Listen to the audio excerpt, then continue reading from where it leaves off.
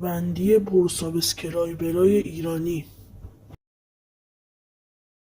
شماره دهم سوگن با 659,000 سابسکرایبر. شماره نهم آریا کوکسر با 712,000 سابسکرایبر. شماره هشتم میا پلیز با 733,000 سابسکرایبر. شماره هفتم فرشاد سایلنت با 831,000 سابسکرایبر. شماره ششم امیر تاتلو با 851,000 سابسکرایبر. شماره پنجم میگی کلافه با 1,001,000 سابسکرایبر. شماره چهارم فرش دانیال با 1,094,000 سابسکرایبر.